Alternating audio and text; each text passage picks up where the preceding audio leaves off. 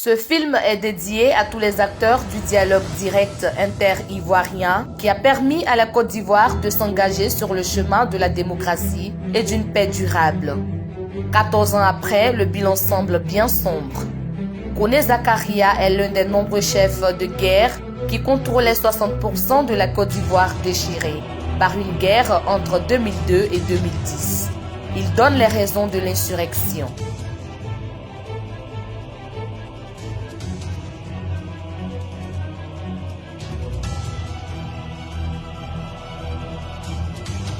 An ka da Abidjan mɔgɔw tun ma an san bɛɛ de kɛra Abidjan k'an faga an n'u bolila ka taa jamana kɔ kan an n'u bɛ mɔgɔ 60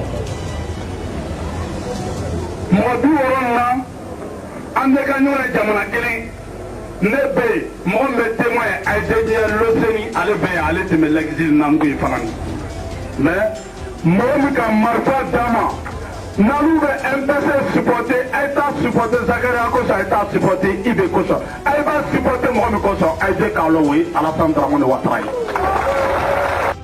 Après la signature le 4 mars 2007 à Ouagadougou d'un accord entre Laurent Gbagbo et Guillaume Soro, la situation se normalise. Le pays est réunifié, l'identification des populations effectuée et des élections justes, transparentes et inclusives organisées. Alassane Ouattara est enfin président. Kone Zakaria est promu colonel dans l'armée ivoirienne. Ironie du sort, Laurent Gbagbo et Guillaume Soro, qui ont signé ces accords, ont connu des fortunes bien différentes.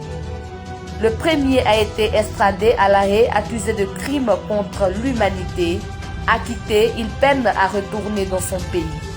Le second, lui, vit en exil depuis plusieurs mois. Il est l'homme le plus recherché du régime d'Abidjan. Les deux ont fait acte de candidature à l'élection présidentielle d'octobre dernier. Elles ont été rejetées par l'un des négociateurs de l'ombre des accords de Ouaga, Kone Mamadou. Sur la déclaration de candidature de M. Soro Kibafori Guillaume, il s'ensuit que la candidature de M. Soro Kibafori Guillaume doit être déclarée irrecevable. Considérant ainsi que le dossier de candidature de M. Gbagbo Laurent n'est pas conforme aux dispositions des articles 48, 50 et 51 du Code électoral et doit en conséquence être déclaré irrecevable. Pourtant, c'est le rejet de la candidature d'Alassane Ouattara en 2000 et 2001 qui ont occasionné la rébellion de 2002. Chemin faisant, il fallait compter sur le nomadisme pour recomposer le paysage politique. En 2007, Alcide Djedje et Konaté Sidiki faisaient partie des négociateurs de Ouaga. Le premier pour le camp présidentiel et le second pour les forces nouvelles. Aujourd'hui, les deux se retrouvent avec M. Ouattara.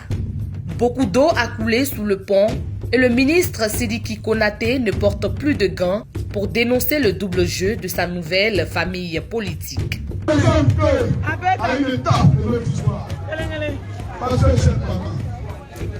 Nous sommes des ministres ici. Je ne peux pas accepter que le changeur de mission de Ibrahim Ouattara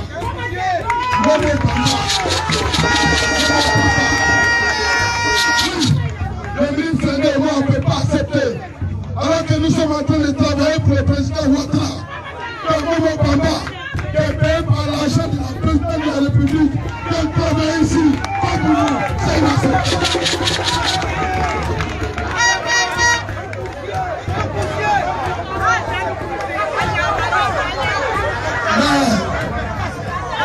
Je voulais en parler ce